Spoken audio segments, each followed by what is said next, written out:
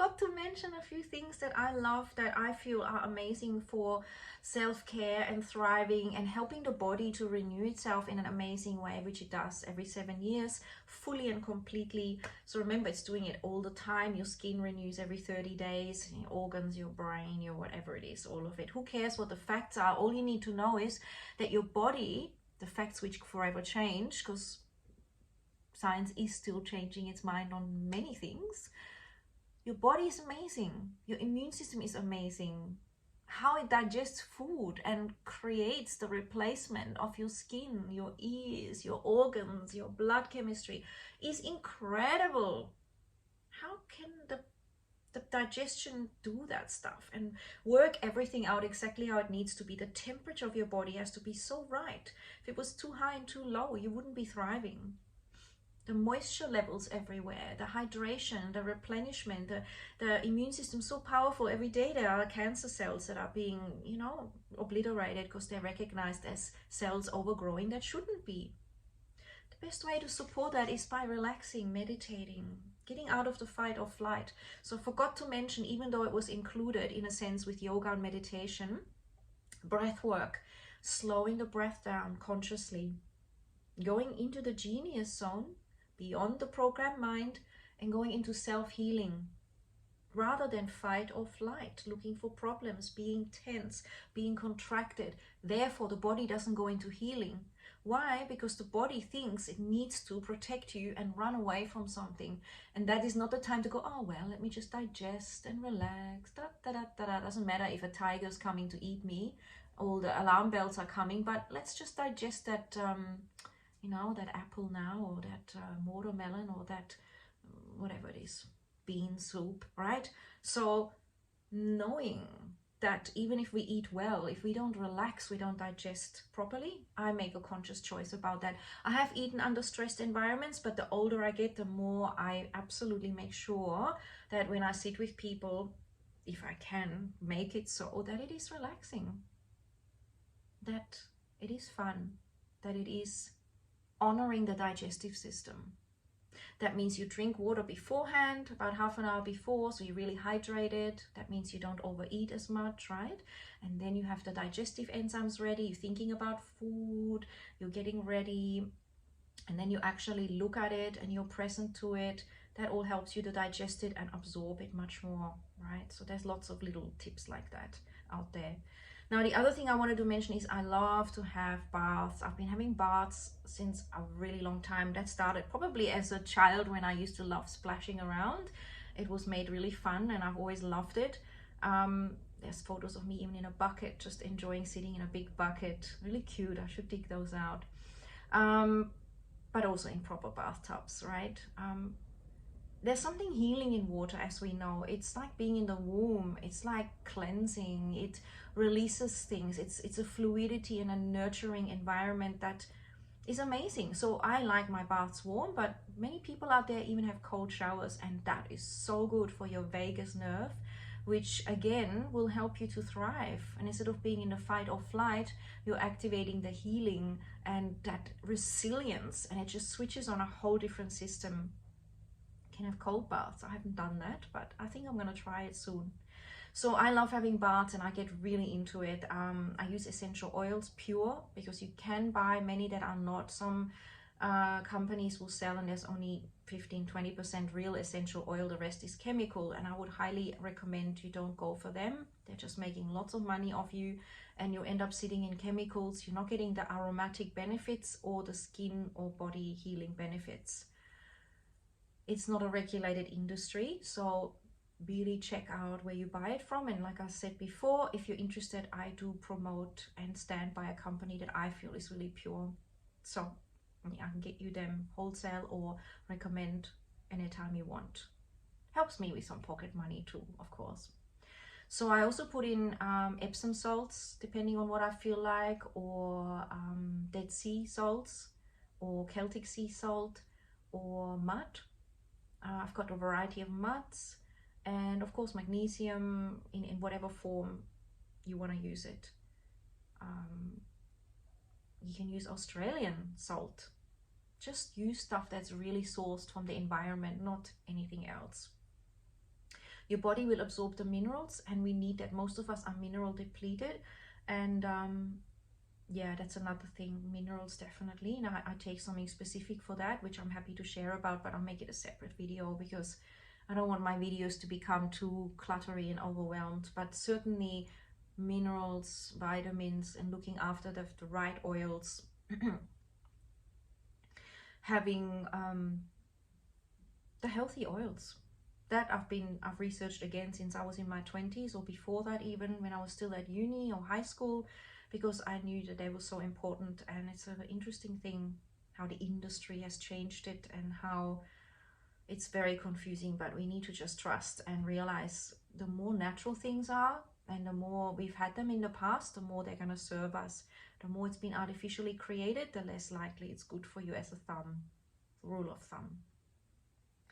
Fiber as well, make sure you always have lots of fiber. I love that. I have detoxes regularly. That's the other thing I've always done. Yes, I've done that a lot. I've done a lot of times, especially after Christmas, where there's this lull and quiet time, where I just go on a coconut water fast, or a grape fast, or water fast, or just having one nice simple soup in winter. Fasting is really beautiful. Or just soup, just vegetable soup. Those things really help your digestive system to repair and to detox you as well. And of course, as clean as possible from your vegetable garden or the organic farmer if you can. I also love to be barefoot a lot. I don't really wear socks unless I would be going in the snow or I had to. So I love that connection of my feet with the earth, the grass, the wood, wherever I am. It keeps me grounded, and that's important for me. And the other one thing that's really amazing that I think is important, because I can't do it not, is wearing synthetic clothes. I just can't thrive in them. Sleeping in synthetic clothes, synthetic underwear, all that kind of thing drives me nuts. I've tried it. My body just hates it. I get hot, I get agitated, I feel the electrostatic build up, and yeah, I just like to wear natural fiber. Always have. So I've worn a lot of cotton as a primary. Cotton, really. But then obviously you can go for hemp, and I've worn hemp. It's fantastic. Bamboo, silk is one of my favorites, of course, and then some wool, unless it's itchy. Some beautiful wool is out there, the pashmina kind of stuff, woolen socks, and just also bed sheets that are really natural, bedding that is natural, where you spend 7-8 hours at night, makes a huge difference. I like to have a woolen underlay whenever I can, unless I've gotten rid of it and I'm about to get a new one. And really high quality bed sheets that are cottony and beautiful, or silk, whatever you can get. And that makes a difference. Letting your auric field and your skin breathe, I feel, creates such a difference in your mindset and in your connection to the earth and in your connection to all that is, and that feeling of oneness and well-being. It's powerful, and that's just how I feel. Maybe I'm very sensitive to that, and therefore I have to do it. But like I said, I've experimented, and whenever I wear synthetic, I either have to get out of it really quick, or I can't even wear it. It just feels yuck, and it makes me feel yuck. I feel beautiful when I wear natural fabric. It's like energy. And I know that our aura is where disease starts from, and is what people perceive. So keeping your aura clean is easier and more natural when you wear natural clothing. It naturally creates a nice field that is also repellent against negative energies and frustrations and agitation kind of stuff. It really works. Choose the colors that make you feel happy too. Try the whites. Many people are scared of white because as a child they were told you can't wear white, you might mess it up. Drop that program. Wear some whites. It expands your aura and it feels divine. If you haven't tried it, start sleeping in whites and buy some whites. It really is uplifting. It is really expansive and beautiful. So yeah, generally that's it. Spend lots of time in nature. If I ever feel funny, I know I haven't been in nature enough. So these are the rest of my tips, and just being aware of them and writing them down. If you have not really tuned into those, can be like a little smorgasbord. You know how when you go to a restaurant, you have a menu and you choose, what do I want today? What feels good? What is my body wanting? What makes me feel amazing at the thought of eating it? You could have a list of things for that self-care, for that thriving when you're getting even older, when you know the hormones aren't really working in your favor anymore so much, and youthfulness isn't on your side. Feeling that you have this menu of things that you get to choose, so you're not on autopilot on the old program, but you're rewiring some old habits. Even if you change just one, you might be amazed what happens, really. So you know, with this attunement, I've never really had a very different body. My body has been pretty much the same all of my life. Once puberty was finished, there were times when I had a little bit more weight, sometimes when I had a little bit less, but I would say in all of my life I have fluctuated +2, -2 kilograms. I just feel in tune. I feel in tune, and there are times when times are tougher, or you have less exercise, or you're busy mom, and you might eat a bit more or eat a bit less even if you're busy, and then it'll harmonize again. So like I said, I've always been roughly 49 to 52 kilos. That's been that thing. Now that I've gone into the hormonal postmenopausal and all that stuff, my hormones have caused a bit more of a challenge. There's a different weight distribution now and different things to be aware of as my hormonal balance has changed.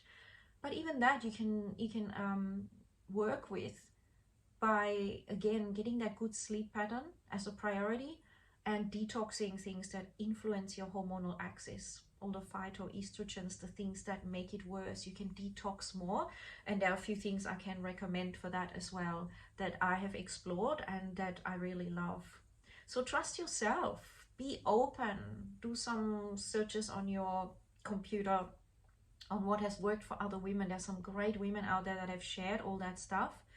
And how people got rid of autoimmune diseases is really powerful, because autoimmune is so common, and the women that have dropped their autoimmune or got rid of it, they usually are super aware of what's really good for you, and you could take some things from there. Like, for example, these days I have almost no gluten anymore, and you know what, that's good for everybody. Cutting out gluten is powerful. Gluten makes you heavy, and it's actually non-digestible for every human. Did you know that? I didn't. Nobody thrives on gluten. And I know there's different types, and there might be some types that are easier than others to digest, and for sure there are. I'm not saying maybe, but it's a bit of a research avenue. But it has been researched and found that gluten isn't actually beneficial for anyone, and we should always have that in moderation, if at all. Maybe sprout it first and work with it that way. So cutting out gluten can make a massive difference to your well-being, your energy levels, your gut health, which determines your mental health and determines how you digest and how you repair. It's huge. So I also have stopped eating gluten nowadays, and initially that felt a bit weird, and that's because I was unconscious and I was actually letting that gluten be in my life more than I had to. I love the way I live now. It took me about, I would say, a year to be completely natural with it, and in between I would still have some. It's never black and white unless you have a total intolerance. And nowadays I love everything more that has no gluten in it. I can feel how gluten isn't beneficial more. Before that it was just assumed and covered up, and you would never know what it was. But that would be something I would definitely recommend for you to explore if you're feeling sluggish or not so good, or you're having food issues, dietary allergies, that kind of thing. Yeah, besides the sugar intake, of course, which really causes problems too. Not fruit sugar, not sugar that is natural inside things like a dried date or grapes or such, but that sugar we add on and how much we have, because it's the most addictive thing out there, besides possibly cheese.